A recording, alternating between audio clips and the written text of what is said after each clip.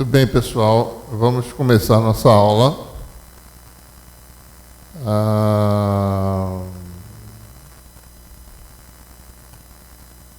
Muito bem, pessoal. Vamos começar a nossa aula de hoje. Como falamos no final da aula anterior, da aula 2, a gente ficou devendo o final do que estava programado na aula 2, né? A aula 2 ia ser mais extensa, mas não deu para dar o final do material. E esse material está na aula 2, mas vai ser dado nessa aula 3, certo? Então, nossa programação para hoje... bom, só sumarizando aqui, certo? Nós vamos falar sobre a parte final do capítulo 7, né? Propagação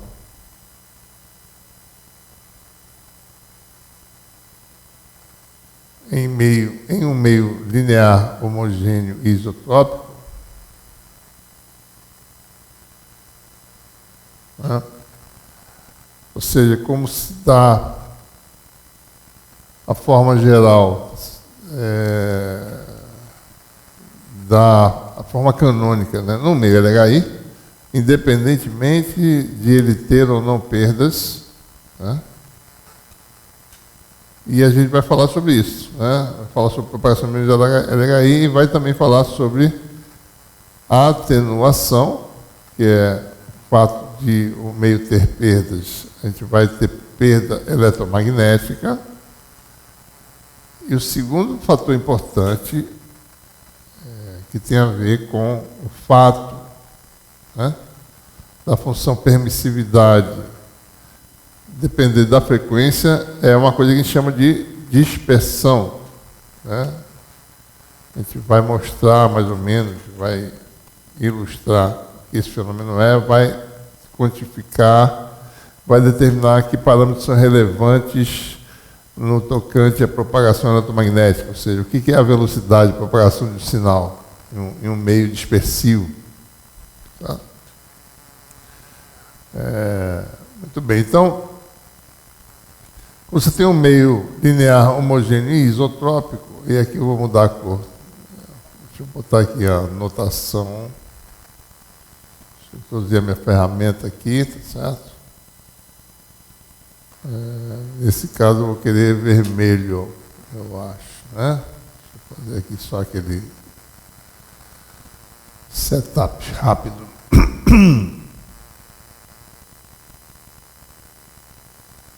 Vermelho, defaults. Ok, cancela. Então esse aqui é vermelho, este aqui é preto, né? Não, ainda é vermelho também, é? Bom, pode ser vermelho, não tem problema. Vamos lá. Cada documento é uma cor diferente, né? Bom, tudo bem. Bom, então o que nós temos no meio linear, homogêneo e isotrópico, né? A permissividade relativa, que é a razão, ou a permeabilidade relativa, né? Permissividade relativa vai ter uma parte real, que a gente denota como epsilon linha, e uma parte imaginária, epsilon duas linhas.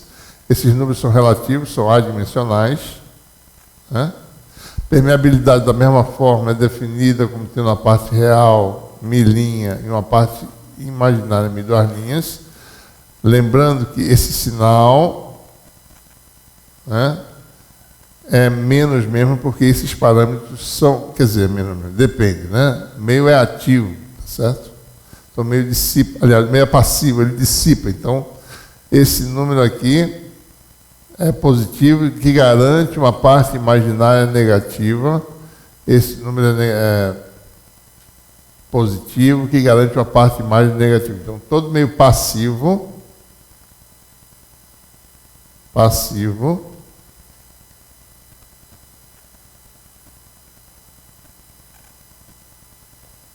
que nós temos? Epsilon linha maior que zero, epsilon duas linhas maior que zero, né?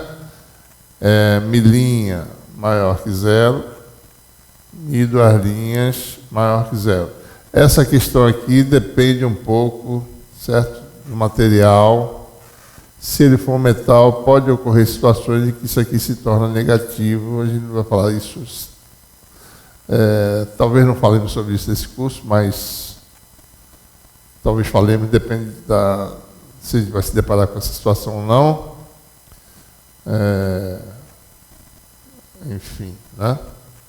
Acho que aqui no curso não fala sobre isso não, mas só antecipando, um metal teria uma boa faixa de frequência, a parte real negativa, né? Mas materiais tradicionais têm a parte real positiva, né?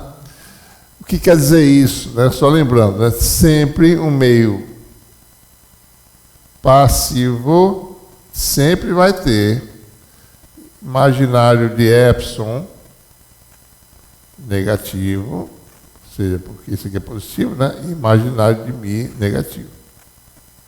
Parte imaginária sempre negativa, certo? Bom, o que mais? Se o meio tiver condutividade, né, a gente vai jogar as propriedades dessa condutividade na parte imaginária da permissividade. Então a gente não vai ficar se preocupando mais se o material é condutor ou não, certo? Então a gente já falou isso na aula anterior, né? Uma condutividade é a mesma coisa que você tem uma parte imaginária, né, de condutividade, epsilon sigma aqui aparecendo, relativo. Então, para todos os efeitos, uma condutividade equivale a uma contribuição para a parte imaginária, certo? Isso aqui está errado, essa notação, né? Na realidade, isso aqui não é um epsilon efetivo. Isso aqui é um epsilon sigma, certo? Epsilon sigma, né? Que é dado por isso, né? Aí o epsilon sigma, duas linhas,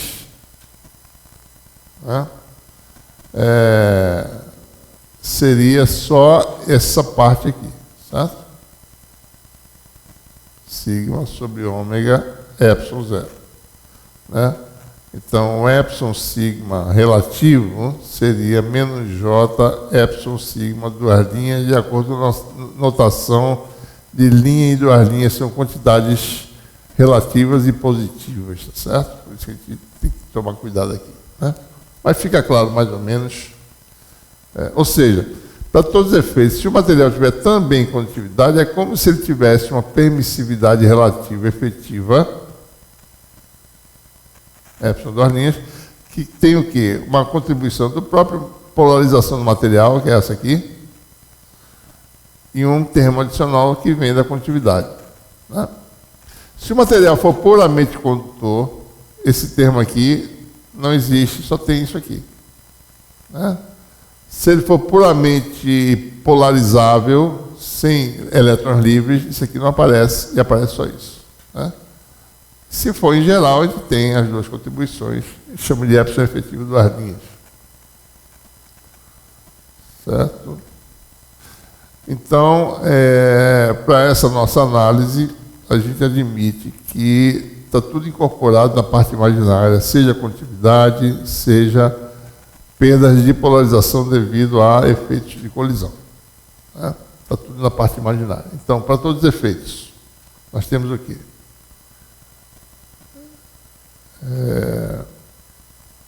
Que a permissividade do material relativa é dada por essa função, né? E a permeabilidade relativa é dada por essa. Parte imaginária é a permissividade efetiva relativa, levando em conta todos os efeitos, seja de polarização, seja de elétrons ligados e elétrons livres, né? Portadores livres ou ligados. E o que acontece? Como é que ficam as equações de Maxwell nesse caso, né?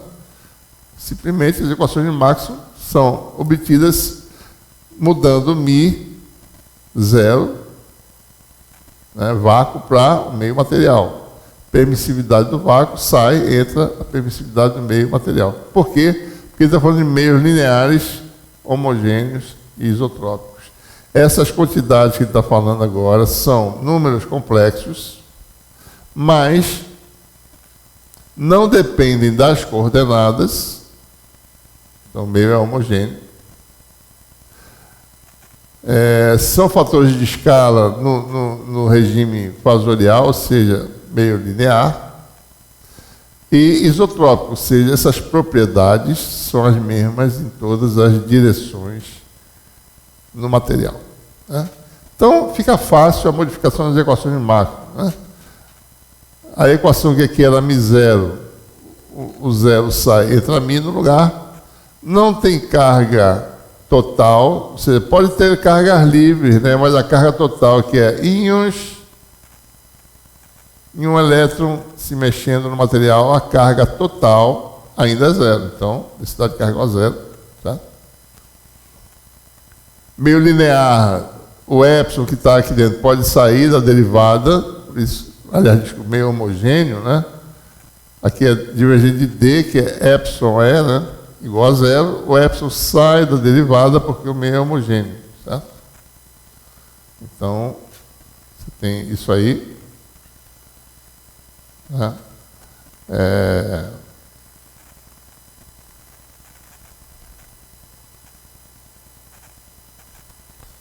Tirar essas anotações. Bom, o que mais? Rotacional de H, corrente de deslocamento e corrente de condução, está tudo aqui dentro, ó, desse fator, certo? Delta ômega epsilon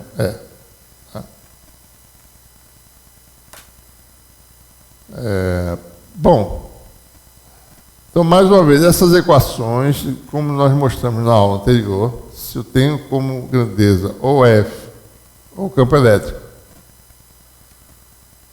ou campo magnético, se eu chamar F essas grandezas, nós obtemos, manipulando essas equações, a equação de Helmholtz, novamente, agora com a modificação que o K, antes era K0, né? Ômega raiz de μ0 epsilon 0, passa a ser agora esse número complexo K igual a ômega raiz de μ epsilon, né? Esse número agora é complexo, tá certo? Então a gente pode agora usar valores relativos, né? Ômega μ epsilon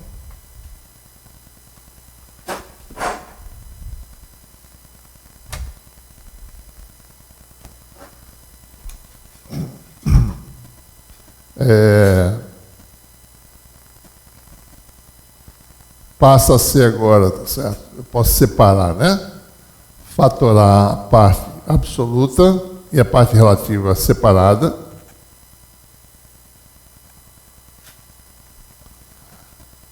Então, isso aqui volta a ser o número de onda no vácuo, K0.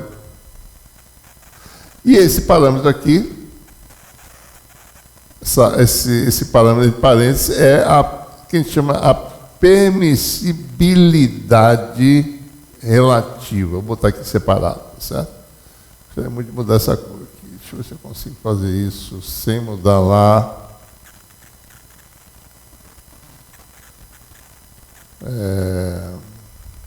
Propriedades.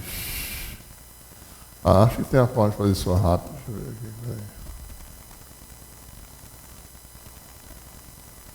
aqui. Peraí. Change color. Black.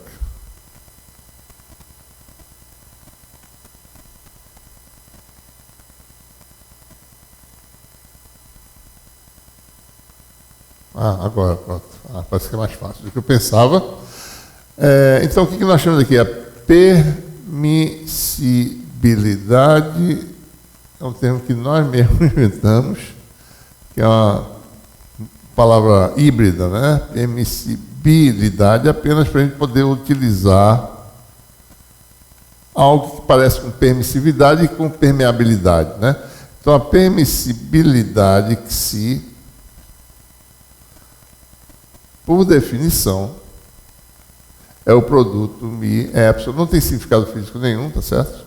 É só um produto de duas quantidades. Só para dar uma semelhança à relação em meios dielétricos entre incerfração e permissividade. Então, se eu definir esse parâmetro aqui, então Então você tem a permissibilidade Xi, né? Unidade, bom, Farad, Henry por metro quadrado, né? E a permissibilidade relativa é μ epsilon sobre μ0 epsilon 0. Né? Então, o que nós temos? Né? Que o número de onda é igual a K0 raiz quadrada da permissibilidade relativa, né?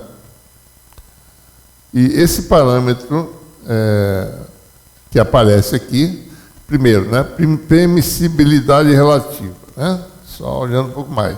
É um número que vai ter parte real e imaginária, a gente tem que fazer, né? Epsilon' menos J, epsilon, duas linhas, mi' menos J, mi, duas linhas. Isso aqui vai dar epsilon', mi', menos epsilon, duas linhas, mi, duas linhas, né? Parte real, certo? Geralmente esse aqui o número é muito maior do que esse, né? Então isso aqui é positivo, geralmente, né? Mas não é obrigatoriamente, menos, daí você tem o termo cruzado, né? Mi', epsilon, duas linhas, mais epsilon', mi, duas linhas. Obviamente esse número aqui, novamente, é a parte imaginária, né? Ou seja, Xi relativo é igual a parte real, a gente chama Xi', menos J, Xi, duas linhas. Aqui está a parte real, e a parte imaginária, você observa que o Xi, duas linhas, é positivo, né? Porque essas quantidades são todas positivas em geral, né? E isso aqui também é positivo, porque em geral esse número, primeiro termo, domina o segundo. Tá? Então aqui nós temos essa permissibilidade relativa. Então, o que nós temos? Só resumindo. Então, você tem o número de onda agora no meio é o número de onda no vácuo vezes a raiz da permissibilidade relativa. E a esse número nós damos o nome do índice de refração complexo, chamado de eta, tá certo? Porque a gente não quer confundir com o N que a gente vai usar depois. Eta. Aqui nas notas está usando N, mas a gente vai usar eta, tá certo? Raiz de Xi relativo. É um parâmetro material, né? Esse barra aqui só para reforçar que esse número é complexo em geral. Né? Então vamos lá. Se o meio é não magnético, que em muitas situações na região óptica do espectro, por exemplo, acontece, né? Meios são não magnéticos, né? Vidro, por exemplo. É um meio não magnético, certo? Então, o que acontece? A permissibilidade relativa se transforma na permissividade relativa. Né? Aliás, epsilon relativo. Né? Então, e o índice de refração se torna um número real, né? Raiz de epsilon relativo. Né? Mas, em geral, né, se você tem meio magnético e meio permeável e magnético, né, então você tem o índice de refração, em geral, isso aqui é o chamado índice de refração complexo.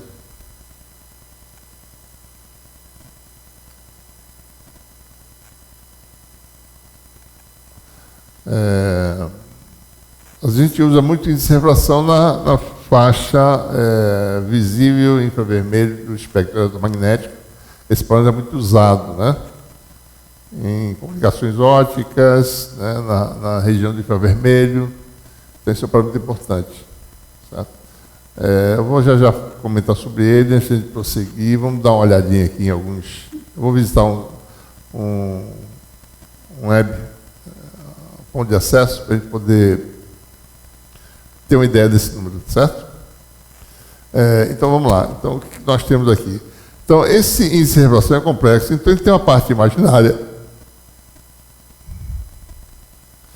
que ele vai chamar de eta, sem a barra, que é um número real, e uma parte real, né? E uma parte imaginária que eu vou chamar de kappa. Mais uma vez, vou botar o sinal na frente, esses números são positivos. Kappa, letra grega, kappa. Parte real, eta. Esse é chamado índice de refração.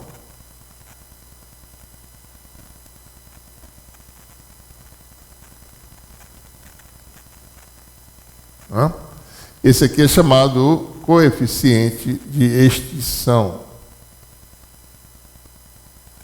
Como o nome está dizendo, ele dá uma medida da extinção de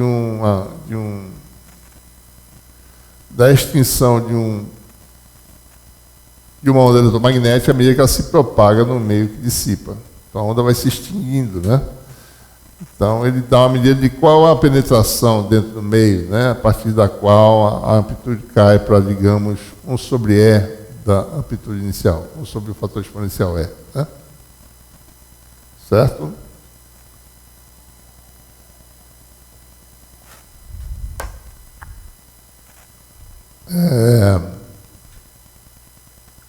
Então, só para a gente parar um pouquinho aqui no índice de refração, que é um parâmetro importante, né? É bom ter alguma ideia desse número.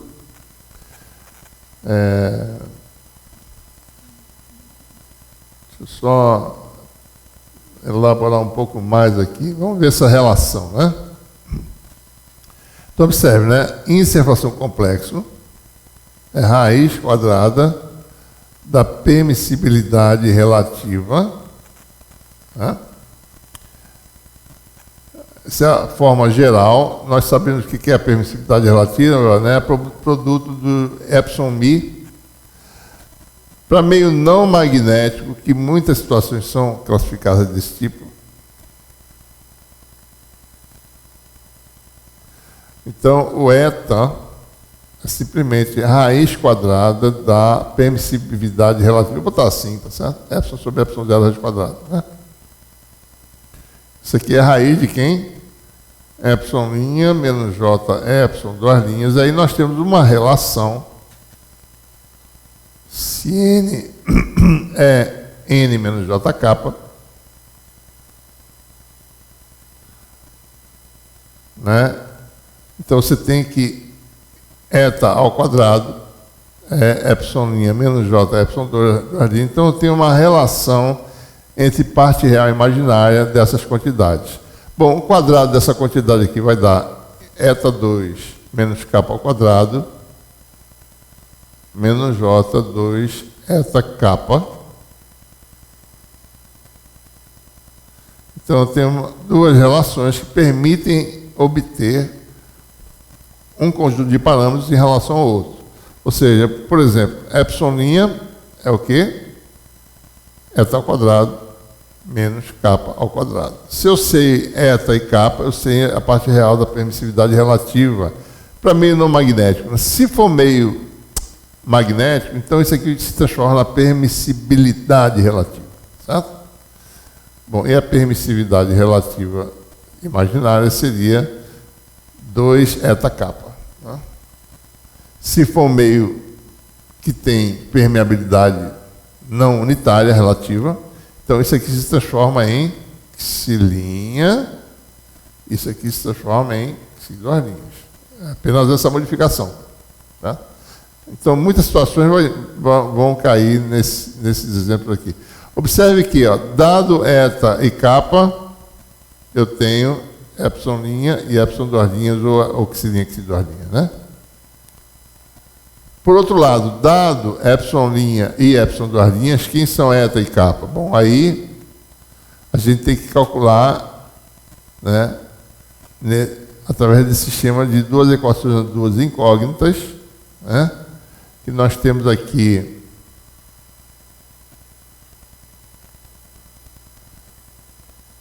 primeira equação,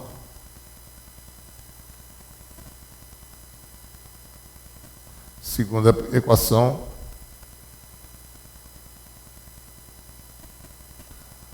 Né?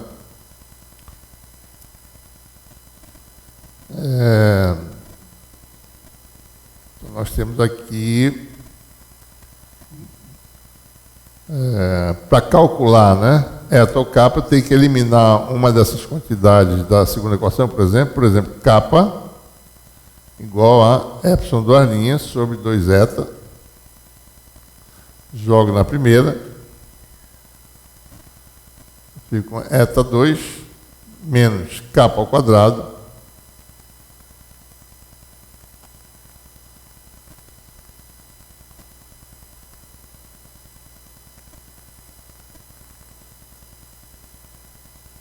Então, você tem aí uma equação biquadrática, né? Eta 4 menos epsilon eta 2 menos epsilon duas linhas sobre 2 ao quadrado igual a 0. Então, nós temos solução para eta, né? Eta 2 igual a menos b, que é esse coeficiente, que é epsilon linha, mais ou menos, essa seria a solução geral, raiz quadrada de epsilon ao quadrado, menos 4 vezes isso, vezes menos 1, vai dar mais 4.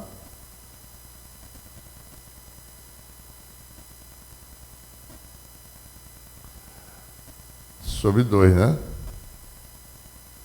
Então, a solução assim, matemática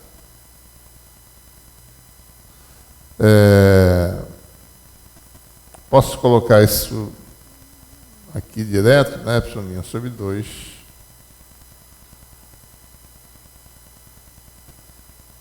tá certo? Tá, né?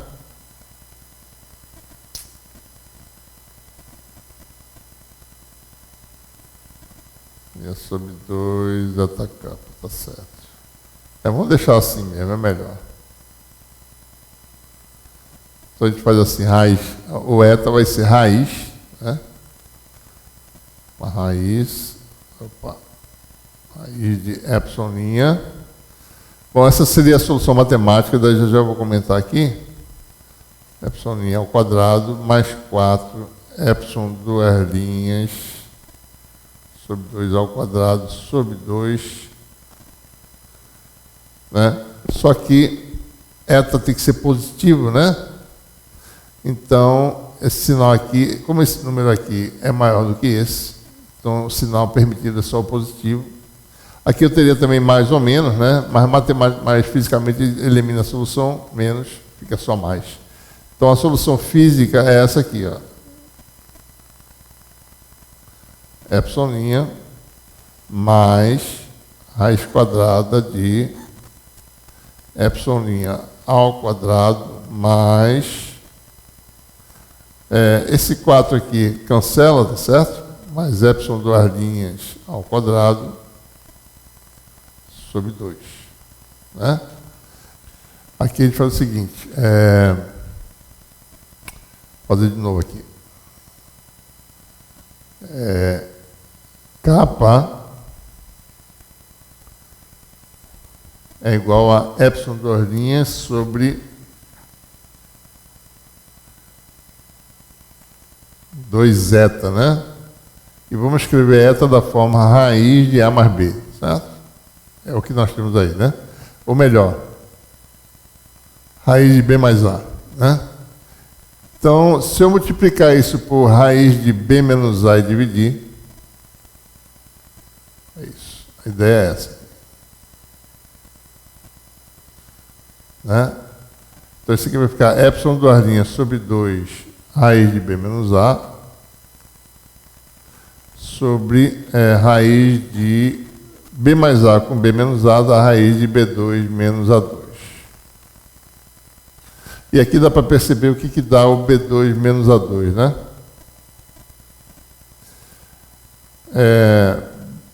Isso aqui é o A. Né? Isso aqui é o B.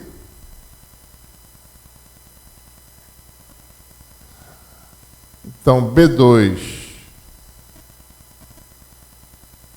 a menos fator 1 meio ao quadrado, né? Aqui vai dar B menos A, vai dar raiz da epsilon duas linhas, né? Raiz de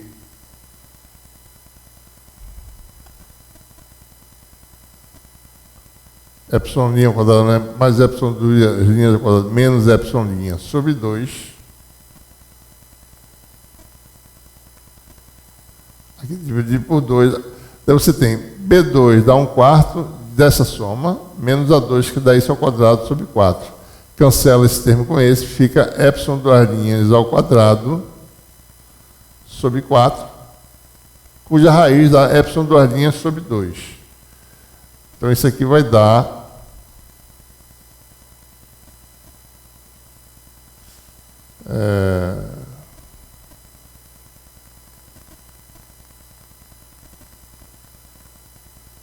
então isso aqui vai dar epsilon duas linhas sobre 2, simplesmente, né? Então isso aqui cancela com isso, né? E esse cancela com esse, você tem o kappa aí. Kappa igual a algo parecido com a outra expressão, né? Só que trocando a posição, mudando o sinal.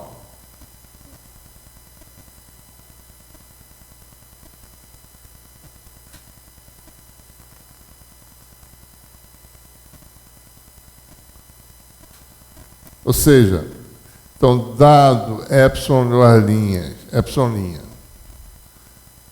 e epsilon duas linhas, você obtém também, então, a parte real, ou xilinha, tá? Tanto faz, xilinha ou xi duas linhas. Vamos botar a forma geral, né? Você teria, então, eta igual a raiz, vamos botar em termos de xilinha, né? Xilinha mais raiz de xilinha ao quadrado mais xi duas linhas ao quadrado sobre 2. E kappa é parecido, só que troca a posição e muda o sinal.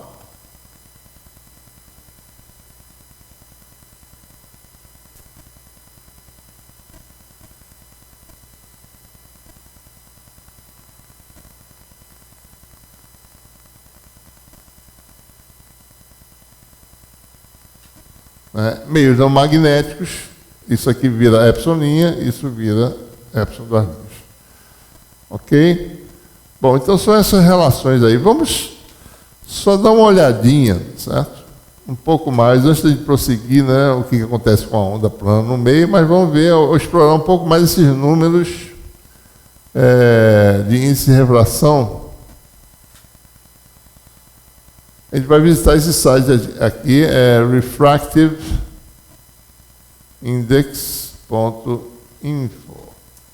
Então aqui você tem vários materiais e as propriedades desses materiais em comprimentos de onda que você escolhe, né?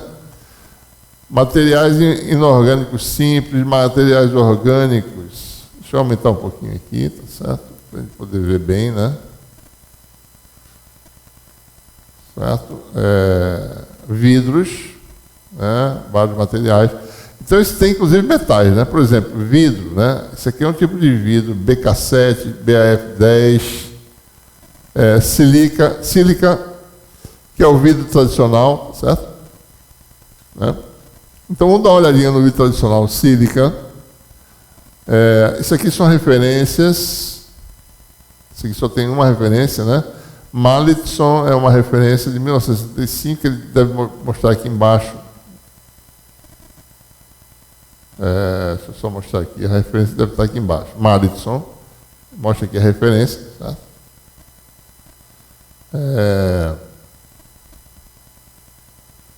Então você pode escolher como mediano, digamos, infravermelho, 1 micron. Né? Aqui está a fórmula, tá certo? Índice de refração, parte real, 1,45. Ele bota mais I porque essa notação de físico, né, eles usam mais, certo? A gente usa menos, né? Então você tem aí, na realidade tem um gráfico para vários comprimentos de onda, em 1 micron você tem aí, você tem um índice de refração, tá certo? Da ordem 1,45, né? em 1 micron, certo? Se for para o visível, né, ele vai subindo, e no ultravioleta começa a se tornar, vai aparecer aquela dispersão, né? Absorção forte, isso aqui começa a mudar bastante, né? Começa a tender a ficar alto, certo? Então você tem esse valor de observação. Então, vidro, regra de bolo, receita de bolo, né? Vidro em observação da ordem de 1,5 no visível, infravermelho próximo. Isso se mantém, tá certo? Uma longa faixa espectral. Isso aqui é infravermelho longo já, né? 3, 5 microns. Tem um bocado de outras propriedades. Esse é importante, a gente vai falar sobre algo que tem a ver com isso aqui, que é a dispersão cromática. Mas isso é aonde? É como varia uma observação com comprimento de onda no comprimento de onda que a gente acabou de utilizar, que é de 1 micron, né? Tem um bocado de outras propriedades, e uma importante é a fórmula de dispersão, certo? Isso aqui, se vocês olharem essa fórmula, ela é muito parecida com a nossa fórmula para o epsilon complexo, né? Certo? Isso aqui tem 3 ressonâncias, vocês podem observar, certo? Então, ele usou um modelo, né, com 3 ressonâncias, para poder representar a observação de uma ampla faixa espectral. Certo? Vamos ver só a observação. A coeficiente de extinção não está mostrando, não sei porquê, ele é muito pequeno, tá certo? Acho que não tem informação aqui para essa referência, né? Bom, então só para dar essa ideia para vocês, né? A gente pode ver essas coisas, tá certo? Ou seja, qualquer informação venha neste website refractiveindex.info, está referenciado na nossa webpage. Tá? Muito bem. Voltando para a nossa aula. Então, o que acontece, né? Nós ficamos agora, então, com o parâmetro de importância que vai governar todos os nossos problemas de propagação em meio. LHI é que você vai transformar o número de onda. Essa é a única modificação que a gente vai ter, tá certo? Quer dizer, é claro que vai ter modificações da impedância, mas em termos da propagação no meio, isso aqui vira K0, ou melhor, índice de refração complexo, vezes K0, né, meio com perdas. Se o meio não tem perdas, muitas situações podem ser idealizadas para esse caso, como a gente acabou de ver no vidro ali, né, com essa expressão praticamente desprezível, o K se transforma em N vezes K0. Né?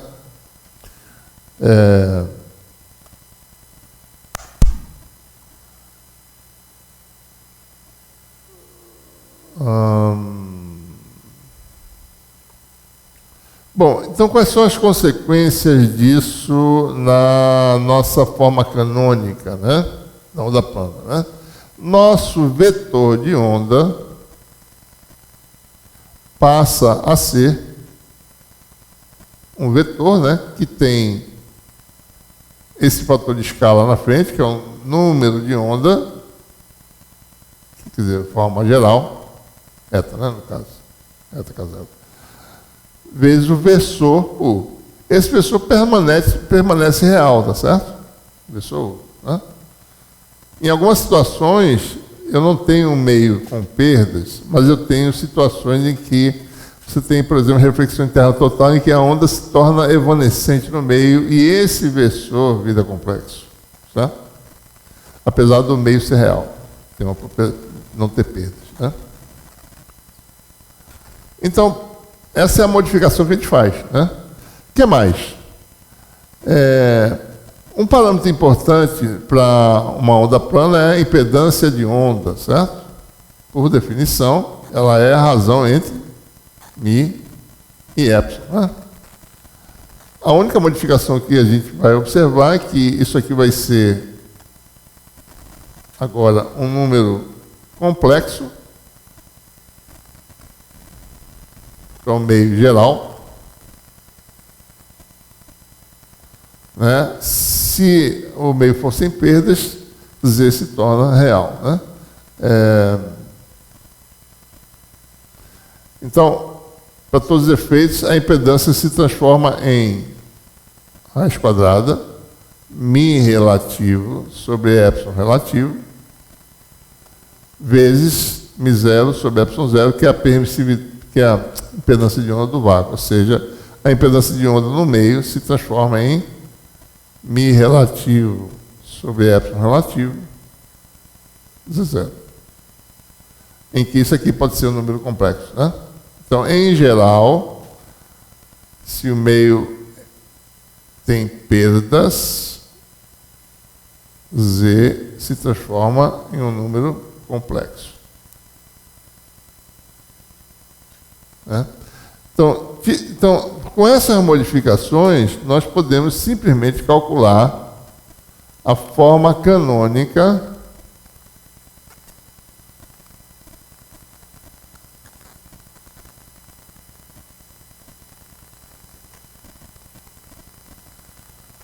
da onda plana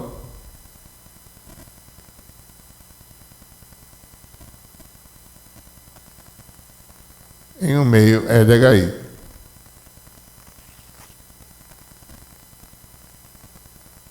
O que acontece? Bom, eu posso escrever então, meu campo elétrico é zero, vetor, né? Exponencial de menos J, K escalar X. K simplesmente é quem? Índice de refração geral, que é complexo, K0 vezes U. Né? E o H é simplesmente 1 sobre Z, U vetorial é. Essa é a forma canônica. Certo? Essa é a modificação. Quem é Z? Bom, Z é igual a, em geral, botar assim, né? μ sobre epsilon. Né? E Z é um número complexo. Certo? Então, essa é a modificação. Uma onda, tanto no meio com perda ou sem perda, sendo ele LHI, vai ter uma característica descrita por essa forma canônica,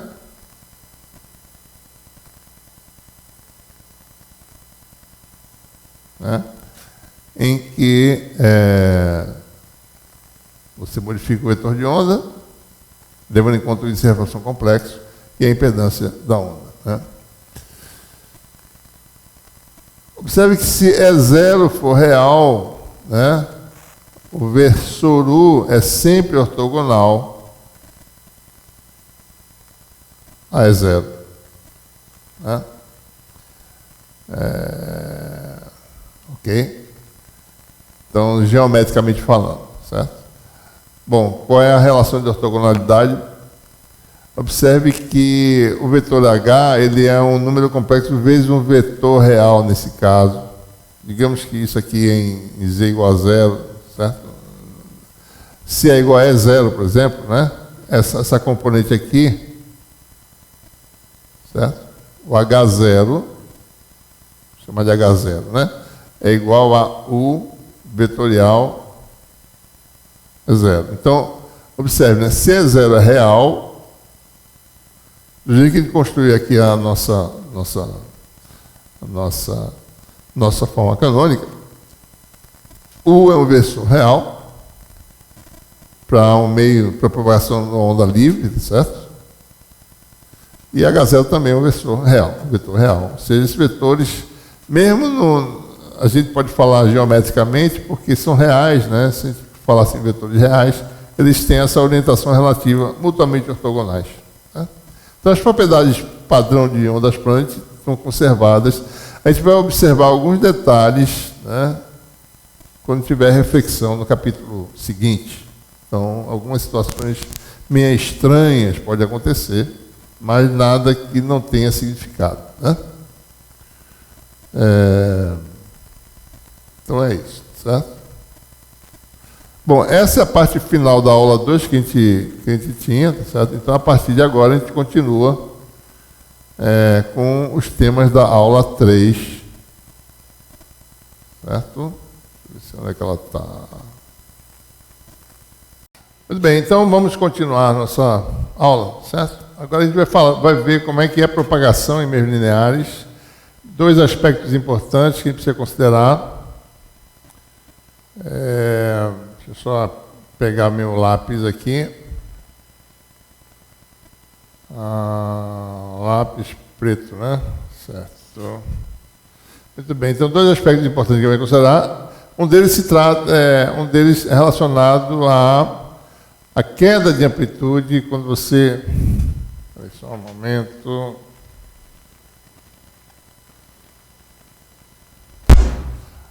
A queda de amplitude, né? Ou de atenuação de potência, ao se propagar, quando você tem uma onda eletromagnética se propagando no meio. E o segundo aspecto importante é chamado dispersão, que é inerente ao fato de haver uma dependência do número de onda, né, com a frequência, certo? Então, isso aí faz com que haja distorção, algo que a gente vai investigar como equacionado, certo? E no final a gente vai falar sobre algumas características do espectro eletromagnético, como diferentes porções do espectro são utilizadas nas tecnologias que nós conhecemos, né, no dia a dia, certo? Vamos considerar, por exemplo, a situação em que você tem propagação em um meio com perdas, ou seja, nesse caso, nós temos aí um índice de refração agora complexo, né? E nós temos... Vamos considerar, por exemplo, que tem uma coluna aqui de comprimento L, né? Você entra com o campo na entrada da coluna e na saída você tem o campo na saída, certo? E a gente tem uma permissibilidade relativa, correspondentemente uma inservação complexo eta e uma impedância de onda Z complexa, né? Bom, então, se a propagação é ao longo do sentido do vetor U igual a Z, então, usando a forma canônica, vamos ver aqui qual é a forma canônica, vamos ver como é que a gente usa ela assim, né? Usando a forma canônica. Como é que é a forma canônica? Vamos ver aqui. É igual a E0 exponencial menos J K escalar X, né? E H igual a 1 sobre Z, U vetorial E. Quem é K? Bom, K é definido como sendo o vetor de onda, que é índice de refração complexo, número de onda no vácuo, versor U. Nesse exemplo, o nosso versor U vale AZ. Então, o fator exponencial que aparece aqui é K escalar X, que é eta K0. U é igual a Z, né? AZ escalar X. Isso aqui é a componente Z do vetor posição. Eta K0 Z, né? Então você tem aí E igual a E0 exponencial de menos J eta K0 Z, né? Por simplicidade, vamos considerar que o E0, o vetor na entrada, seja um vetor real, que só tem uma componente ortogonal AU, certo? Vou considerar aqui, olhando o nosso sistema de coordenadas, né? E0 está na direção de X, essa direção de propagação de direção Z. Então você tem aí E0 igual a um número, digamos, uma amplitude real E0 a X, né? Então,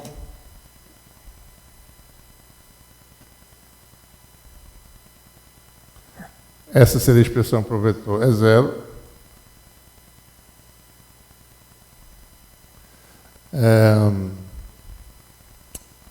Bom, vamos analisar esse fator, que ele é importante para saber como que se comporta, né? O que é que oscila, o que é oscilante desse termo aqui. Eta K0 é igual a eta inservação menos j coeficiente de extinção, K0, né? Menos j eta K0, Z no caso, né? Menos j vai dar um termo que é complexo, imaginário, menos j índice de refração real, K0Z, e menos j com menos j dá menos kappa K0Z. Né?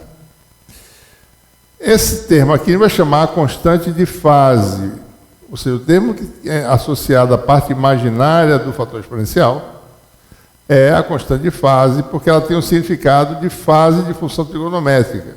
Então, chamar de beta, né? Essa constante de fase, que é o índice de fração real. Quer dizer, na realidade, o beta, isso aqui seria beta z, né? Beta sendo a constante de fase, esses parâmetros aqui. Ou seja, tudo se passa como se a frequência espacial fosse eta vezes a frequência espacial no vácuo. Lembrando que número de onda quer dizer frequência espacial em radianos por metro, né? É isso que a gente falou na aula anterior, ou seja, existe uma analogia entre oscilação no espaço, oscilação no tempo. Número de onda diz quantos radianos por metro uma dada onda possui, tá certo? Então, por isso que chama constante de fase, né? Bom, esse fator aqui, então, veja bem, a gente vai chamar isso aqui de alfa sobre 2, né? Esse parâmetro alfa vai chamar da constante, a gente vai ver já por quê, né? Constante de atenuação de potência.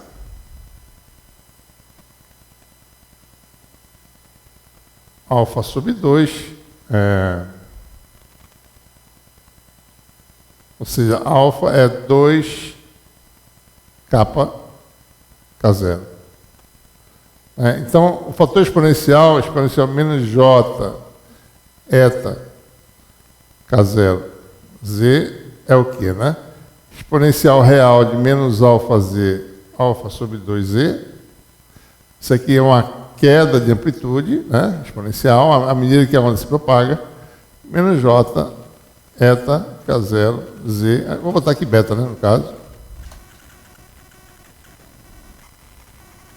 Né, então, a onda se propaga com esse comportamento. O campo elétrico é da forma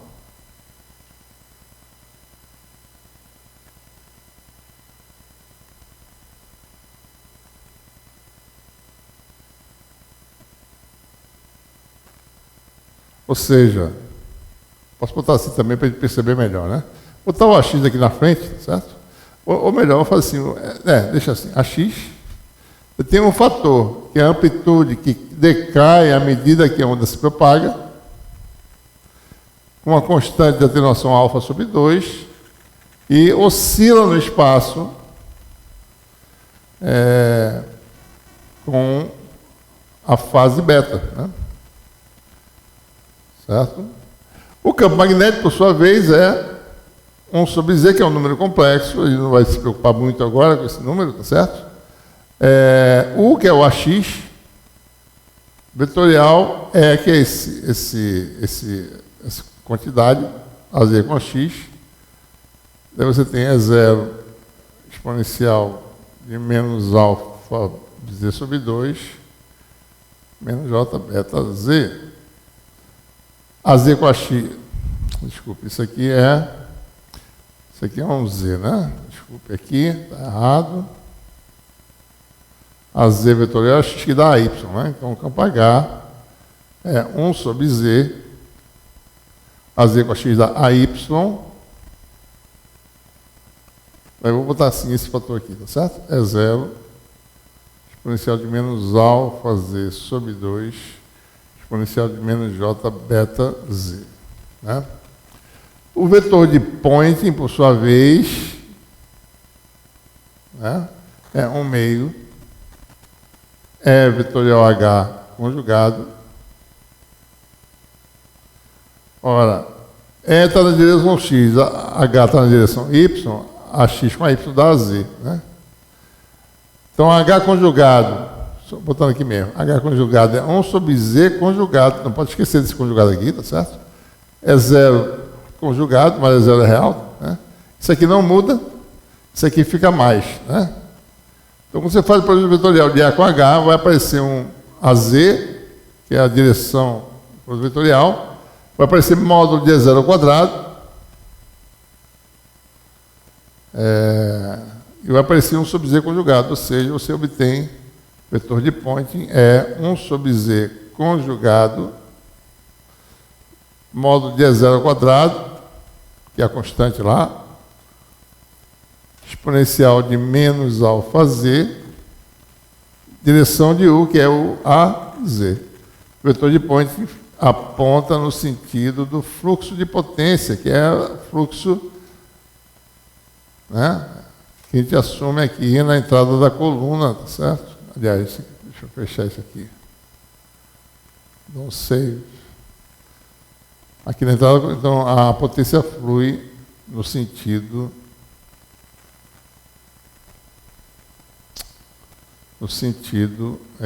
Z, né? Observe que o vetor de Poynting ele é um número complexo. Né? Potência ativa tem a ver com a parte real do vetor de Poynting. Então, ele precisa determinar, né, a partir dessa expressão. Ou seja, mas o que nós temos aí? Pegando a parte real, independentemente do que dê isso aqui, tá certo? Real de SZ, né? Bom, a única coisa que é complexa, isso aqui vai ser real de 1 sobre Z conjugado,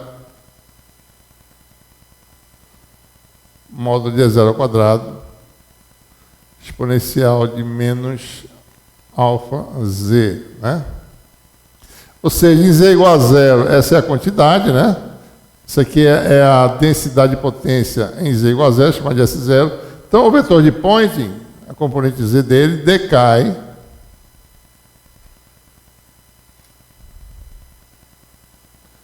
com a constante de atenuação, alfa, metro a menos 1. Né? Certo? É isso que a gente obtém. Essa é a característica principal, né? Quando você analisa a propagação no meio sem perda. Ou seja, o que acontece?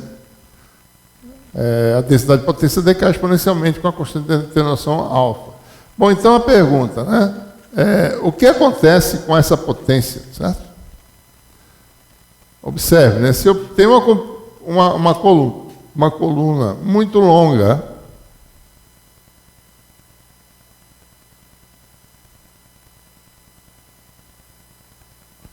né? Se você entra aqui com S0, se isso aqui tem comprimento L, o que sai do lado de cá? S0 menos alfa L. Se alfa L for muito maior do que 1, né, a potência S de entrada é S0, a S de saída vai ser S out igual a quanto? zero. Então, se a área aqui é sigma, a potência de entrada é S0 sigma, a potência de saída vai ser aproximadamente, né, admitindo uniformemente distribuído, a saída vai ser S alt sigma, ou seja, S0 sigma, exponencial de menos alfa L. Se a alfa L é muito grande, isso aqui desaparece. Então, se você tem uma coluna muito comprida, toda a potência eletromagnética é consumida. Por quem? Pelas perdas materiais dentro do meio. A gente pode calcular, se quiser, tá certo? Tem aí na lista de exercícios, né? Fazer um balanço, né? Usando o teorema de Poynting.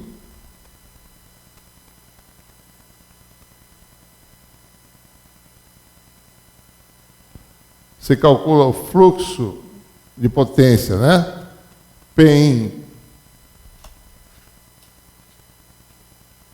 menos P alto, chamado ΔP, usando essa expressão aqui, certo? E calcula usando o teorema de Poynting e vê se bate. Tem que bater, né? Usando aqueles termos do teorema de Poynting, tem lá a parte real, né, do teorema de Poynting, vai dar perdas dielétricas, que já incluem as perdas de condução, né, que está todo mundo embutido, tá certo? E dá para se mostrar que o resultado dá exatamente esse ΔP aí. Certo?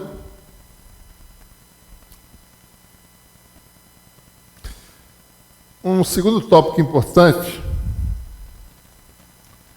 é que a gente vai conversar é o tema de dispersão, né?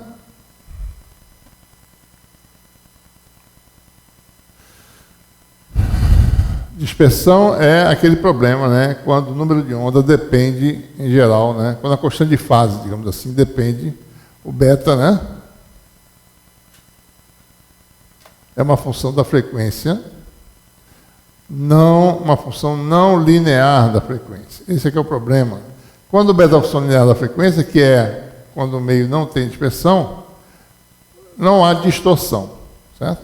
Mas quando o beta depende não linearmente da frequência, ocorre esse efeito que a gente vai falar a respeito. Existem dois tipos de dispersão, uma inerente ao fato dos parâmetros materiais, permissividade, permeabilidade, ou seja, permissibilidade, depender da frequência, né, como é de onda. Essa chama-se de dispersão material. Uma segunda forma de dispersão ocorre em guias de onda, né, o fato da constante de fase obtida para o modo guiado depender não linearmente da frequência. Isso acontece porque existem imposições ao comportamento do campo guiado que fazem com que essa situação ocorra, ou seja, beta depender não linearmente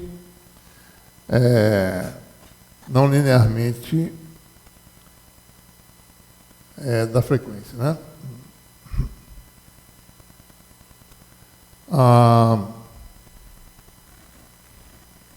Bom, se o meio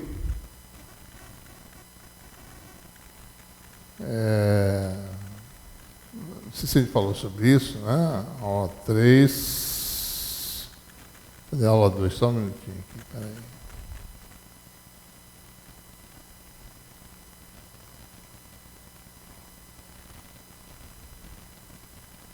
Bom, só concluindo aqui, eu acabei não falando, eu já falei direto meio com perdas, né?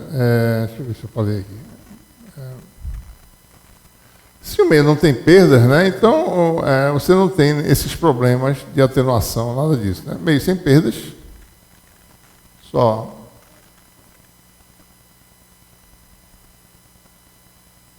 uma complementação que eu não falei, né? Alfa igual a zero, porque alfa é o que? É kappa, K0 sobre 2, meio sem perdas, coeficiente de extinção é igual a zero. Né? Então não tem Atenuação.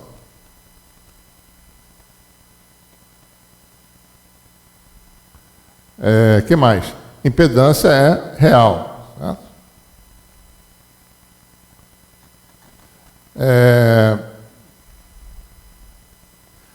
Por exemplo, né, que é um caso típico, né, para um meio não magnético,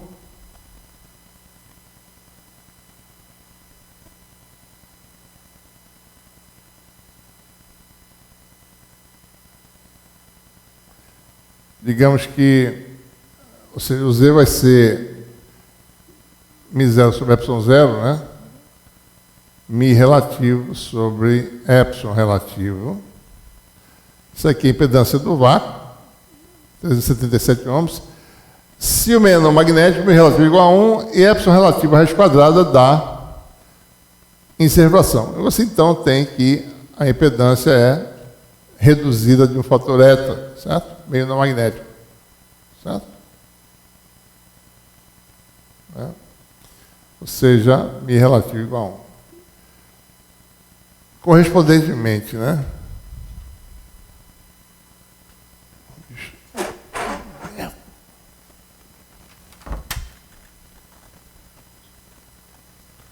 Equivalentemente, se o meio é não dielétrico, digamos assim, meio não dielétrico,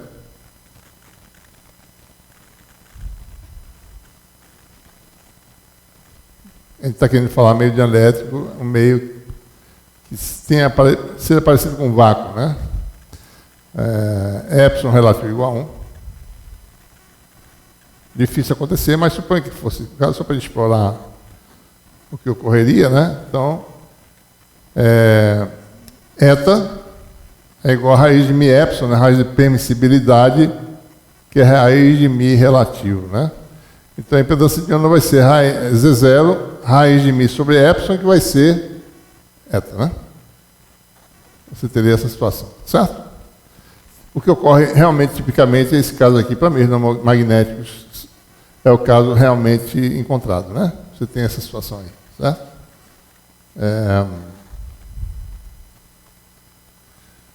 Muito bem, vamos continuar então. Como eu falei, vamos falar agora sobre dispersão, né?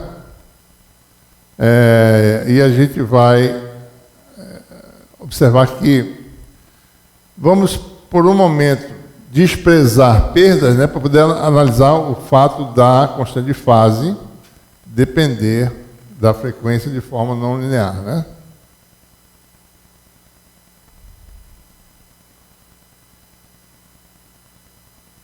Existem regiões no espectro em que a perda é pequena e existe a variação suave, né, do índice de refração do meio, né? Isso pode acontecer, certo? Ou então, em guerra de onda, né, existe uma relação não linear entre constante de fase e frequência, certo? Então, observe, né, no meio sem perda, a constante de fase que a gente chamou, né, é igual a eta K0. Fala sobre dispersão material, que é mais fácil por enquanto. A gente vai falar de dispersão de guerra de onda no capítulo 10. Né? Vou falar em guerra de onda. Quando isso aqui independe da frequência,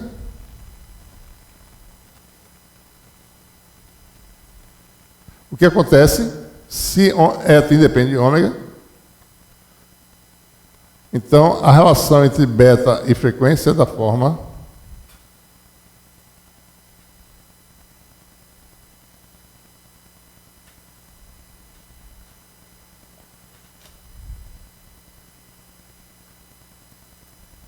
sabe o que é isso? Bom, deixa lá. Vai deletar tudo aqui. Ah, meu Deus do céu. Não sei que são essas coisas não que aparecem aqui. Vamos lá. Então você tem... Difícil esse mouse aqui, viu? Ó. Ok, então beta igual a eta K0, né? K0, por sua vez, é ômega sobre C.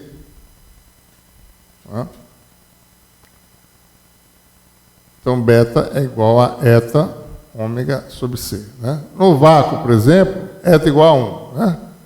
Então, beta é igual a ômega sobre C. A velocidade de fase é esse parâmetro que aparece aqui embaixo, né? C igual a ômega sobre beta, que é constante. Por que é constante? Porque beta e ômega são linearmente relacionados. No meio material em que o incerto é eta, a velocidade, esse beta é dado por ômega sobre a velocidade de fase, e a velocidade de fase vale C sobre eta. Ou seja, uma onda eletromagnética no meio de incerfração eta real tem uma velocidade reduzida, né, para C sobre eta, certo? Ora, se eta não depende da frequência,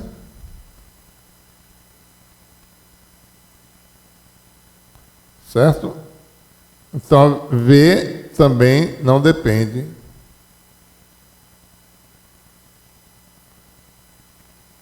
Então, se você tem um grupo de frequências, um grupo de harmônicos de frequências ligeiramente diferentes, se propagam com a mesma velocidade V, certo? C sobre eta. Então, esse é o caso em que beta, quando beta e ômega são linearmente relacionados, a velocidade de fase não depende da frequência. Por outro lado, o que nós mostramos nesse curso é que uma incerfração, seja permissividade ou permeabilidade, em geral, permissibilidade, depende da frequência, ou seja, eta é uma função da frequência. Então, V é uma função C sobre eta de ômega. Ou seja, V é uma função de quem? Da frequência. Então, se você injeta um grupo de harmônicos simultaneamente na entrada de um meio dispersivo, cada harmônico se propaga com uma velocidade ligeiramente diferente, dependendo da largura, né? Dependendo de quantos harmônicos você tem, tá certo? E eles vão chegar ligeiramente diferentes. Você pode ter aí uma distorção do sinal, né? Porque para você saber quanto tempo levou para o sinal chegar daqui para cá, você tem que comparar ele, né, com a réplica do sinal original. Se ele está um pouco distorcido, você tem que ver até que ponto essa distorção pode ser introduzida sem que você perca a referência, certo? Se a distorção é muito grande, você não sabe quem é o sinal mais, certo? Então, esse é que é o problema, né? Aqui tem, por exemplo, o que nós fazemos, né, para você enviar informação num canal de comunicações. Bom, aí depende, tá certo? Digamos que você quer mandar num guia de onda, né? Por exemplo, você tem um sinal, tá certo?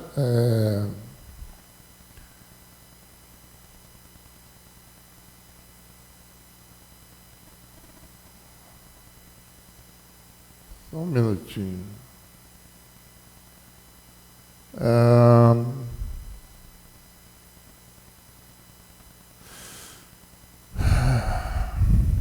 Então você tem aí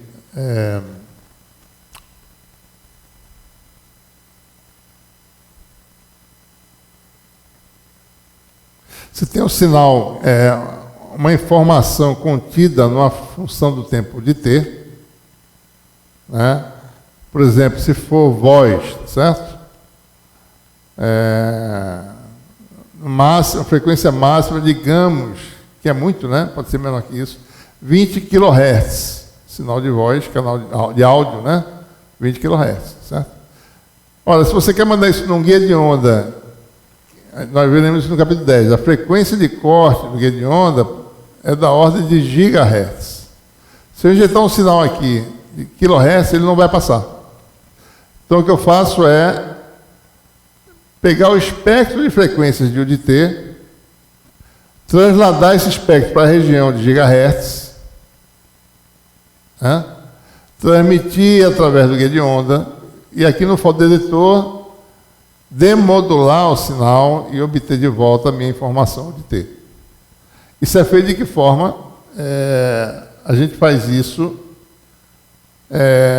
pegando a informação com um circuito, né, multiplicador, e multiplica por uma portadora. A portadora, como o nome está dizendo, ela vai carregar o sinal, que ela é um harmônico na frequência central ômega C, essa ômega C, ômega carrier, né? Isso aqui é a frequência angular da portadora.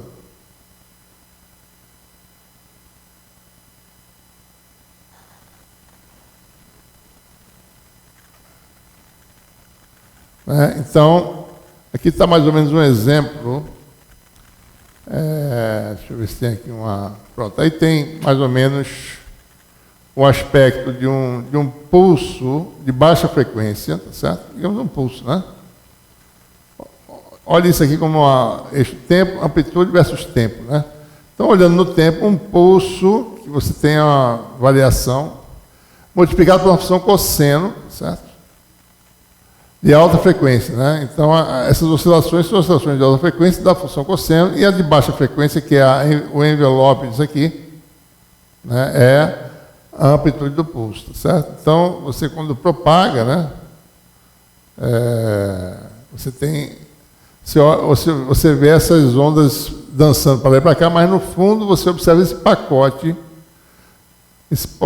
se propagando com o centroide dele se movendo. A questão é, qual é a velocidade desse centroide aqui? Essa que é a pergunta.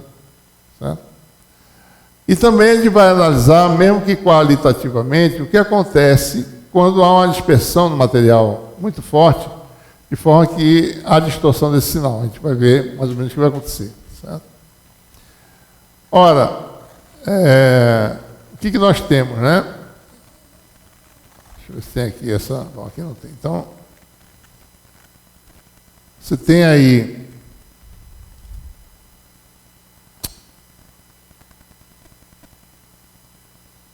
Olha, rapaz...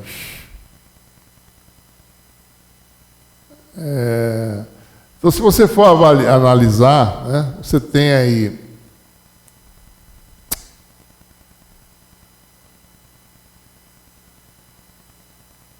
Se você olhar as componentes de frequência do sinal original, né? Certo? Se você olhar, né? Vou botar aqui no espectro, no regime temporal, você tem um pulso de baixa frequência, né? A função de t.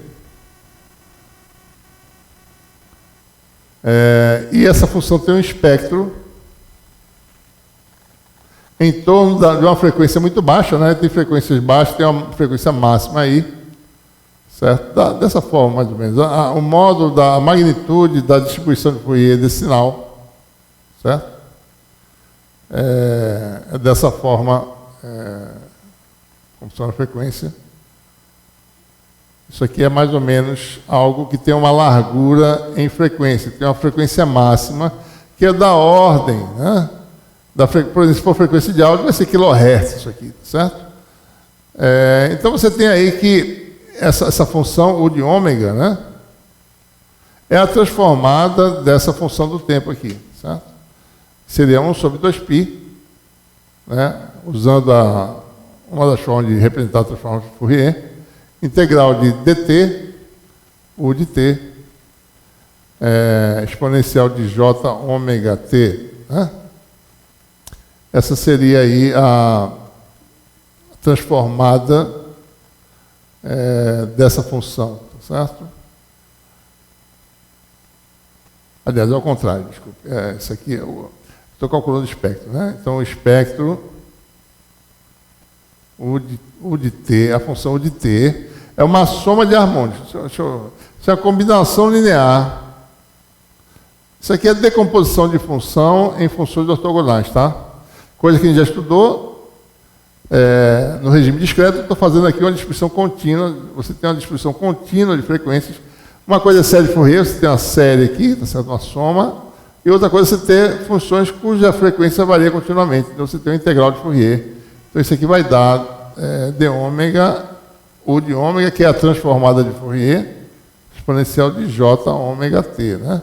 E você pode determinar essa função U de ômega fazendo a transformada inversa, né? O coeficiente de expansão de uma função em funções ortogonais, que são as funções exponenciais, vai dar isso aqui, de menos infinito a mais infinito,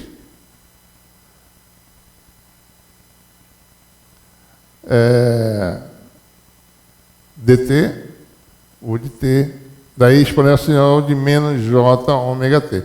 Isso aqui só está dizendo que a função U, tá certo? É uma soma de harmônicos, certo? Quando você modula a função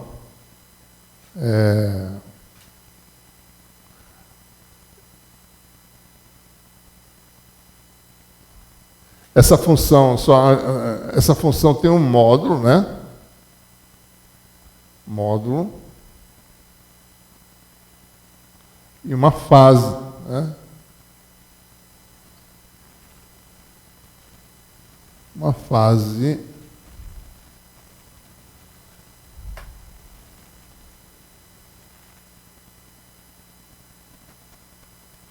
essas funções têm propriedades, certo? Ora, módulo é uma função par, certo?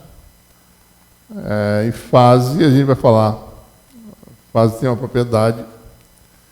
Deixa eu botar só um módulo aqui. O módulo é algo desse tipo, né? Módulo da função U.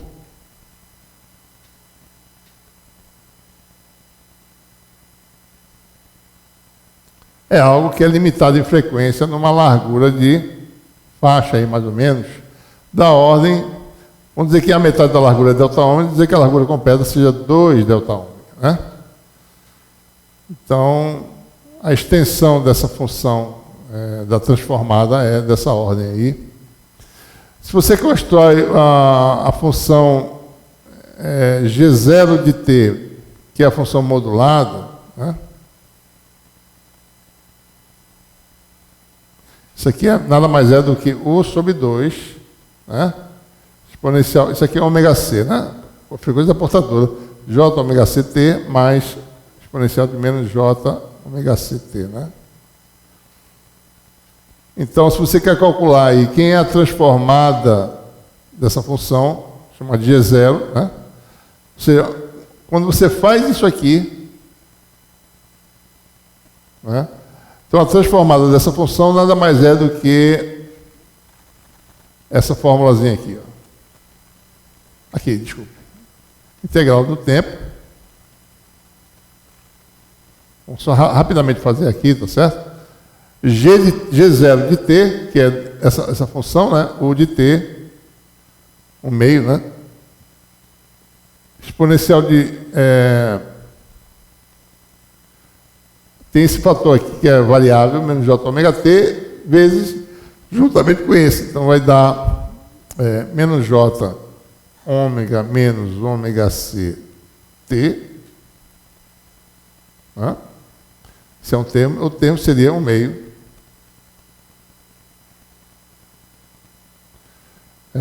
dt, u de t. Deixa eu botar aqui, tá certo? Vezes... exponencial de menos j ômega mais ômega ct. E se você olhar direitinho, isso aqui nada mais é do que a transformada U calculada nesse ponto aqui. E aqui é a transformada de U no ponto ômega mais ômega c, né? Então, o que acontece? A função G0 modulada é um meio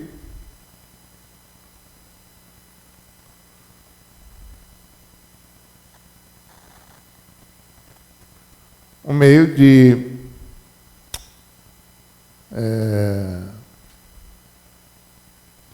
U de ômega menos ômega c mais U de ômega mais ômega c, né? Certo? Então, observe, né? Geralmente, a frequência da portadora é muito, muito, muito maior do que a largura de banda do sinal, certo?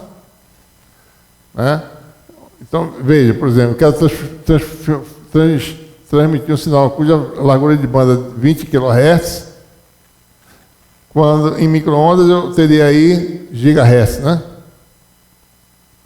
Para telefonia celular, 2,4 mais ou menos, certo?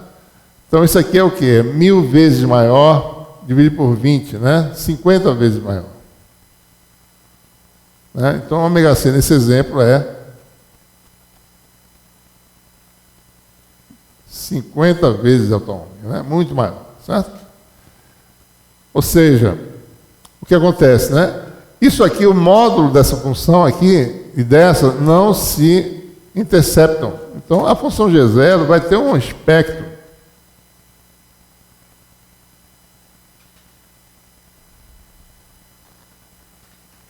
Deixa eu fazer uma linha reta aqui. Deixa eu ver aqui.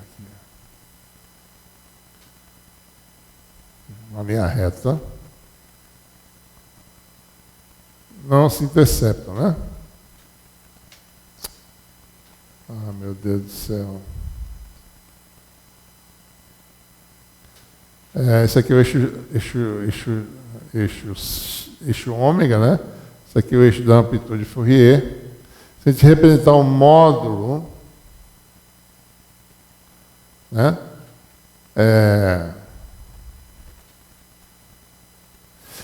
Dessa função, ela vai estar deslocada para a direita, uma parte dela, metade, né? Está aqui em torno de ômega C. Isso aqui é delta ômega, aliás, 2 delta ômega. Né? Isso aqui corresponde a esse fator aqui, né?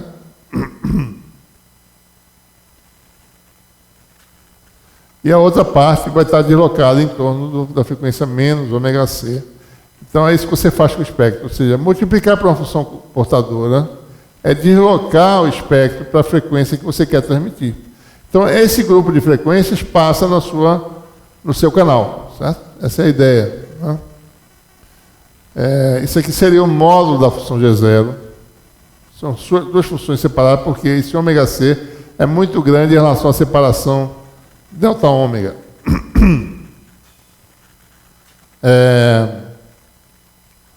Existem algumas propriedades que eu vou passar um pouquinho rápido, certo? Uma delas é, se a função é real, que é o caso que a gente está falando aqui. A gente está falando de campos de funções reais, né? Uma função real, ela tem um espectro, ela tem a propriedade U igual ao conjugado, e isso permite mostrar que a função U, né, tem essa propriedade, U conjugado, U de ômega conjugado é igual a U de menos ômega. Né? Certo? Essa é a propriedade fundamental. Isso quer dizer que se U é da forma módulo de U exponencial de J φU, então isso quer dizer que, obviamente, né, conjugado de U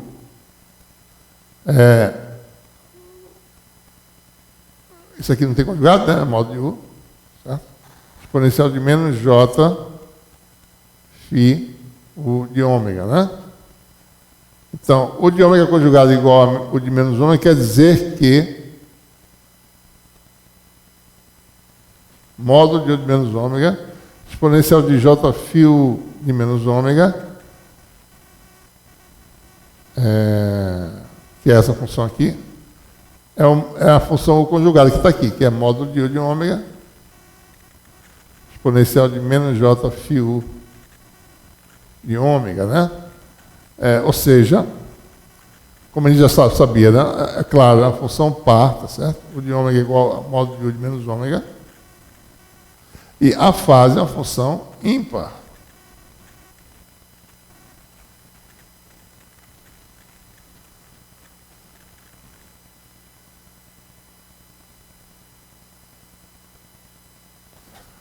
Então, veja, a função U tem essa propriedade e a função G também, tá certo? Se você for analisar e aplicar considerações semelhantes, prova que G também tem essas mesmas propriedades, ou seja, a função modulada, o espectro dela tem essa propriedade. G de ômega em módulo é igual a G de menos ômega. E a fase, φG, né, de menos ômega, é menos a fase φG de ômega. Então, quer dizer o seguinte, que se você for olhar o espectro, tanto da fase quanto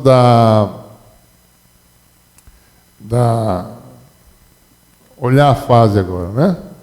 A fase da função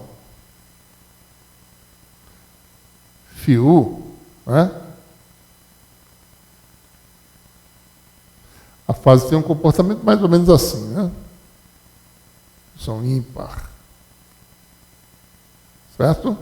E a fase de Figê é uma função ímpar, mas a fase de Figê isso aqui está deslocado para ômega C, então, ou para menos ômega C.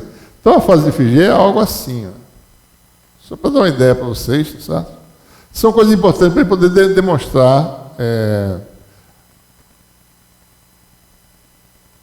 algo assim, certo? Isso aqui vem até aqui, né? Depois tem uma descontinuidade aqui. Você tem esse comportamento aqui. Isso aqui é a fase da função modulada, né? Em torno de ômega C. Mas observe que isso aqui não tem significado, porque a função só existe numa faixa estreita de frequências, né? Em torno de ômega C, que é a largura, que é essa parte aqui, tá certo? Deixa eu só tirar esse background. Transparente. No color, não. Não vou fazer isso transparente, não. Fill color. Ah, tá. Opacidade está aqui. 0. Pronto. E estilo a cor preta aqui. Pronto, aqui está a cor preta, né? Defaults. Ok, espero que apareça. Não apareceu foi nada, né? Bom, nessa região é onde existe, na realidade, né? Onde existe algum traço do espectro. Né? Então é numa região em torno, né, dessa frequência aqui, é o módulo, tá certo? Então essa fase aqui não tem significado aqui, tá certo? Não existe, né? Porque a função se extingue saindo da região de largura delta ômega, né?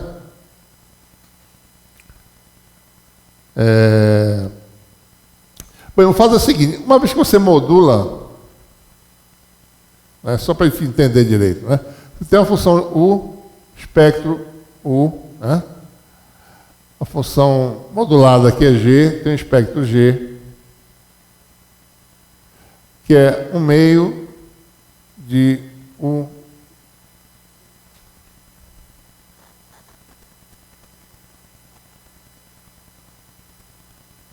mais U de ômega mais ômega C, certo? Ora, a função G de T, vamos olhar agora como é que é a função G de T, certo? A função G de T nada mais é do que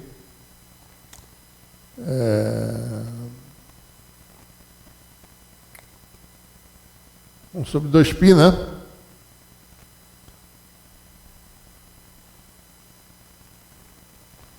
Integral de G de ômega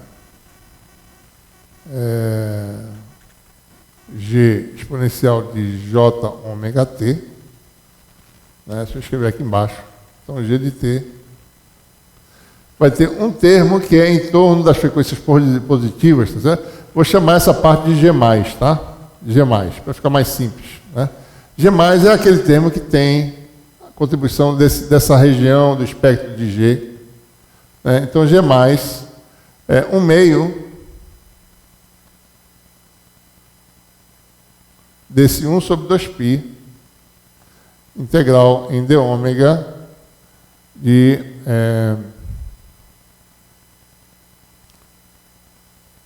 G de ômega menos ômega C, exponencial de J ômega T, né?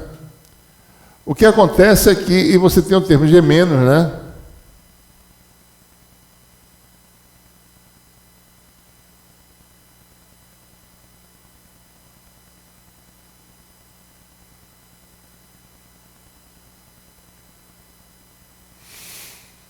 O fato é que cada harmônico se propaga com a constante de fase beta, né? Certo?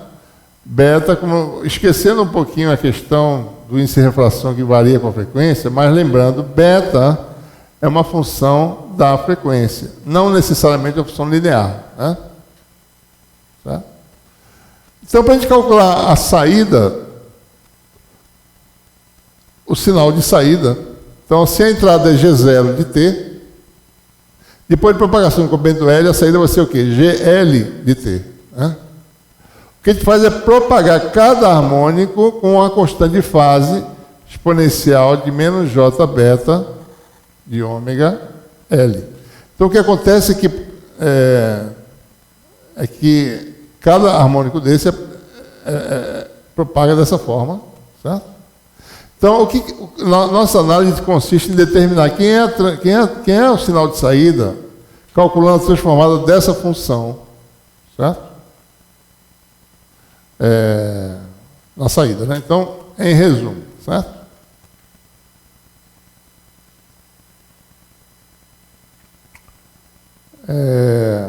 Então, vamos agora resumir esse procedimento, né? Você tem a função, eu chamei de U, né? A função de entrada Fi de T, eu chamei de U de T, né? É o nosso Fi. Faz a modulação com a portadora de frequência ômega C, obtém o sinal de entrada SI, que eu chamei de G, né? G ou SI, no caso, certo? Decompõe-a em componentes harmônicos, né, que é a transformada de Fourier, ou seja, cada amplitude tem um fator de uma frequência de oscilação no tempo ômega e vai se propagar com um fator de propagação exponencial de menos J beta L. Então, na saída, o sinal vai ser a entrada vezes o fator de fase. E daqui você calcula a transformada inversa e recupera S0 de T. Né? Certo? O que se mostra é que, sem fazer as contas, eu vou deixar, as contas estão no livro, tá certo? No e-book. Né? No regime em que delta ômega é pequeno em relação a delta ômega C, o sinal de saída, vou chamar de S0 agora, né? Pode ser escrito dessa forma aqui. Ó. Isso aqui é o sinal de entrada. Na entrada você está transmitindo o sinal F de T com a portadora ômega C, né? Frequência ômega C. Então, a saída é algo que pode ser escrito dessa forma aqui. F de T menos L sobre BG. E aqui você tem a portadora, né, calculada no tempo T menos L sobre VP. Né? Esse VP é a velocidade de fase calculada da forma ômega sobre beta, né, na frequência central. Isso aqui vale quando a largura é muito menor do que a frequência da portadora, certo? Então, ou seja, a portadora se propaga com a velocidade de fase, que a gente já conhece, na nossa teoria eletromagnética. Por outro lado, o centroide da função do sinal se propaga, ou seja, o centroide está localizado em L sobre BG, né? Se o comprimento é L, depois de um tempo T, o centroide vai estar deslocado de L no tempo de L sobre BG. Esse VG é a derivada da função ômega em relação a beta na frequência central, ou seja, em beta igual a beta C, e é chamada velocidade de grupo, né? Certo? Ou seja, o centroide viaja com a velocidade de grupo e a portadora com a velocidade de fase. Mas o que isso quer dizer? Você, quando olha isso como um todo, você vê o grupo viajando com essa velocidade aqui. Essa velocidade de fase da portadora equivale a dizer que a portadora fica deslizando dentro do pacote, né? Dessa forma aqui que eu mostrei, certo?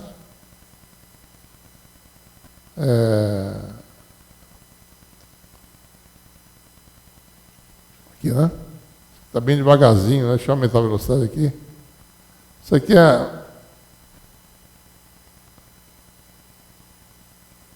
se você olhar, o grupo se propaga, embora você tenha um deslizamento da portadora. Acho que tem uma outra melhor aqui, essa aqui. você vê a portadora deslizando dentro, né? Você vê ela deslizando com uma velocidade diferente aqui dentro, né? Mas o centro do grupo viaja com a velocidade de grupo, que é dado por aquela expressão. Ou seja, em resumo, né? Só para a gente poder entender aqui, certo?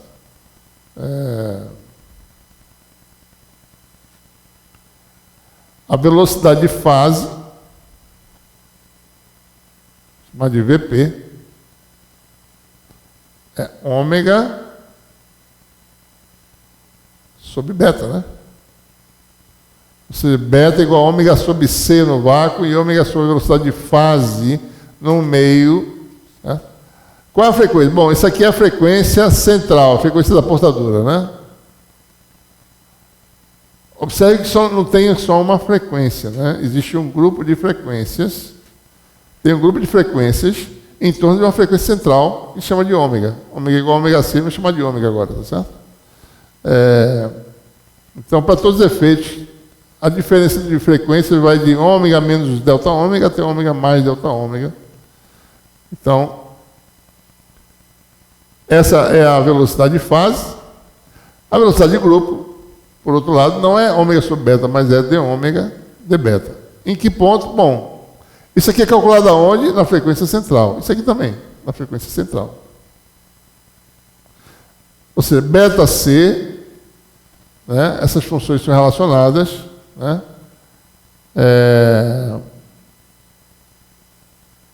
é calculado em ômega C. Bom, quem é essa frequência beta de ômega? Bom, depende, né? Se for dispersão material, beta é igual a ômega sobre C vezes zeta, né? De ômega, certo? Essa é a função beta de ômega, certo? Então a velocidade de fase é essa aqui, ó, C sobre eta, né?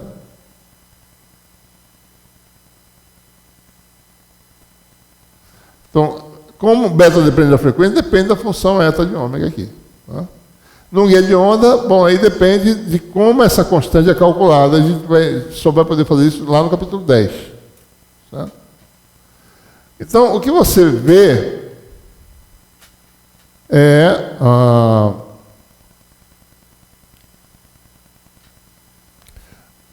para você poder saber como é que tipo de dispersão existe no material, você olha para a relação de dispersão.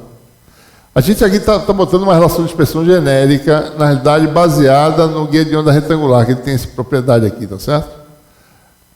Ômega versus beta é uma curva desse tipo. Né, para a gente ilustrar os parâmetros que definem a propagação de um pulso no meio dispersivo, né? Por exemplo, né, se você polariza, a portadora tem frequência ômega C, né, então você calcula nesse diagrama de dispersão, curva azul, a constante de fase. Então a razão ômega sobre beta, que é a tangente de alfa, dá a velocidade da portadora, a velocidade de fase, VC nesse caso aqui, porque é calculado em ômega C, né? E a velocidade de grupo é a declividade dessa curva de ômega d beta, né? Então, observe, por exemplo, né, neste ponto aqui, por exemplo, a velocidade de fase é maior do que a velocidade de grupo, porque a tangente desse ângulo é maior do que a tangente desse ângulo aqui, né? Certo? Então, a velocidade de fase é maior que a velocidade de grupo, né? Observe também que a velocidade de grupo,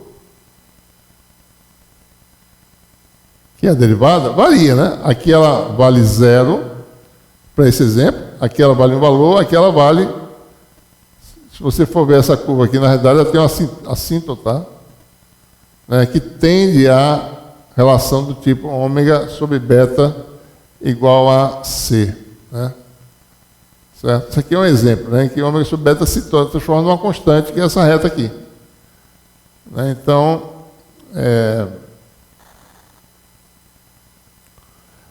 nesse ponto, para beta muito grande, ômega muito grande, a velocidade de fase de grupo são iguais. Né? Mas um ponto importante aqui é o fato também, né, da velocidade de grupo que é a derivada, né? Aqui a derivada é pequena, tá certo? Zero, depois aumenta a velocidade de grupo, né? Também é só a frequência, né? Isso causa distorção. Né?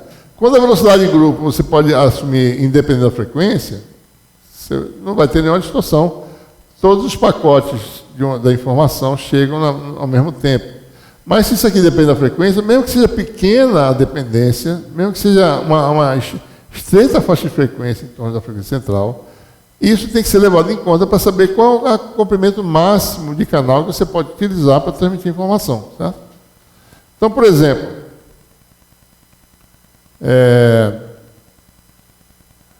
isso aqui é um exemplo mostrando o que é a dispersão, o que é a variação da velocidade de grupo com a frequência causa, né? Observe que você tem aqui dois pulsos. Esse vermelho aqui é porque você tem a frequência do portador é tão alta que não dá para ver as oscilações. Tem várias oscilações, ficou tudo vermelho, certo? E aqui tem dois pulsos separados.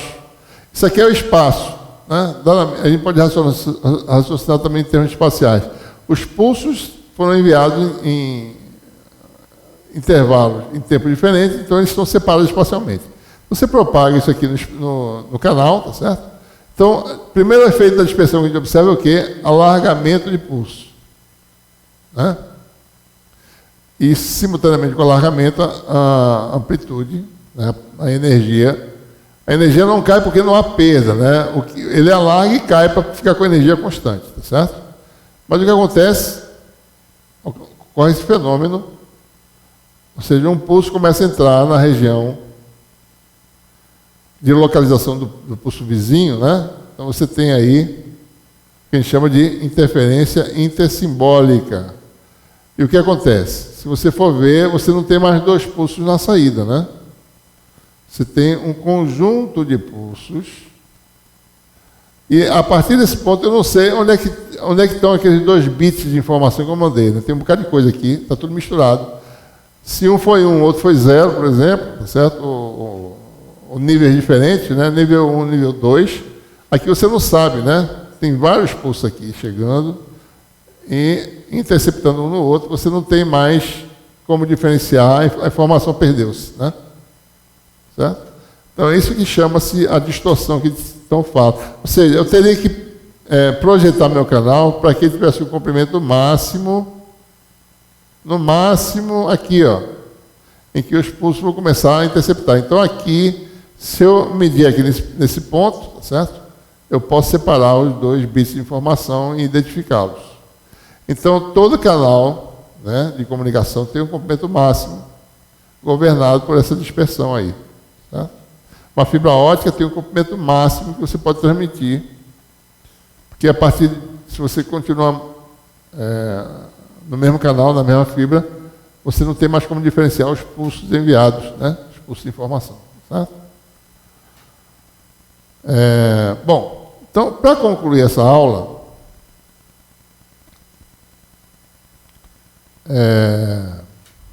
nós temos aí, no final do capítulo, né, vocês têm aí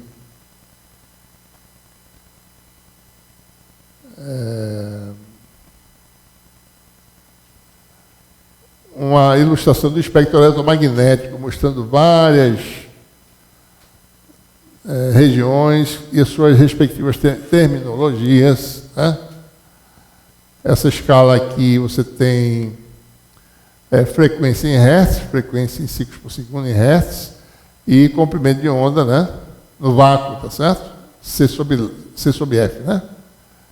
Então, você tem a região de ondas longas, né? Essa região toda aqui é chamada de região de ondas de rádio. Ondas longas, ondas curtas, very high frequency, ultra high frequency.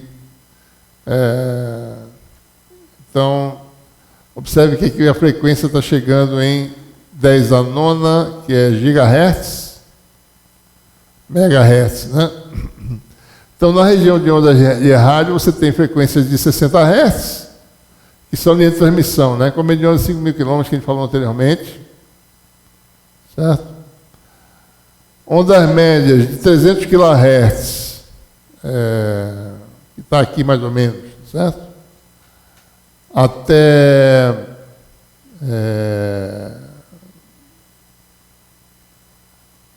3 MHz aproximadamente, né, por aqui. Você tem transmissão de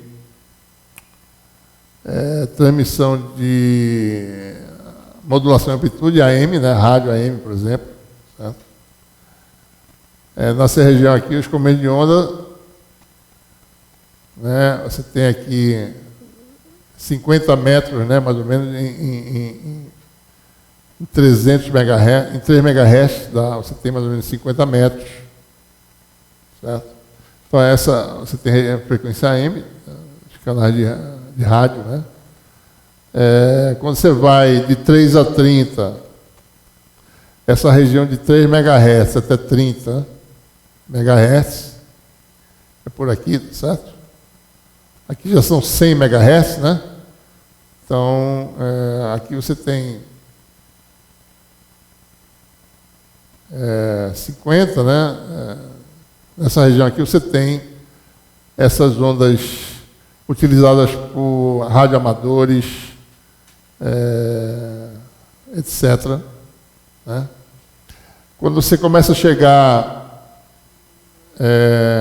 em gigahertz, né? Você vai ter aí micro-ondas, telefonia celular 2,4 aproximadamente, gigahertz, está se movendo para 5G, para ondas milimétricas, que é essa região aqui, que os comandos de ondas são milimétricos, né?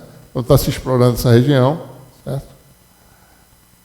Antes de chegar no infravermelho, você tem a região de terahertz também importante, que novas aplicações estão sendo descobertas, né? Ou seja, existem novas investigações tentando se descobrir o espectro de materiais nessa frequência, né? Você tem que ter fontes coerentes que emitam em terahertz, né? Então, isso tem uma área de pesquisa muito quente atualmente, que é essa área do espectro de terahertz. Você, quando vai aumentando isso aqui, você começa a falar agora em comprimento de onda, né? Infravermelho distante, dezenas de microns, até chegar na região do infravermelho próximo, certo? Região micrométrica, né? E aqui você tem as comunicações ópticas em torno de 1,5 micron, mais ou menos, né? Mais do lado de cá, certo? Mas muita coisa com sensores ópticos também é feita nessa região, porque tem muita tecnologia de fontes de detetores de fibras ópticas nessa região aqui, né? Está se tentando puxar as fibras ópticas em direção ao infravermelho, né? Fibras especiais, certo? Bom, e amigo, você vai aumentando, você chega no visível, 0,7 micron vermelho, 0,4 violeta, certo? E aqui você realmente, o olho humano enxerga essa região, né? Com média de onda, é sensível. E passou disso, você já não enxerga de novo, né? Ou seja, tanto no infravermelho para trás, quanto do violeta para cima, você já não enxerga mais. Você tem as frequências muito altas, né? Com média de onda da ordem de 30 nanômetros, frequências 10 a 16, 10 peta, né? Hertz. E aí você vai, raio-x, e assim sucessivamente. Então, aplicações da engenharia elétrica entram em todas essas faixas do espectro eletromagnético, né? Ou seja, toda uma área de estudo existe para cada espectro desse, certo? Porque os dispositivos têm suas peculiaridades, os materiais têm suas respostas específicas mais fortemente numa região ou noutra. Então, cada região dessa é uma área de tecnologia e ciência, certo? Muito bem. A gente conclui, então, essa aula com essa parte.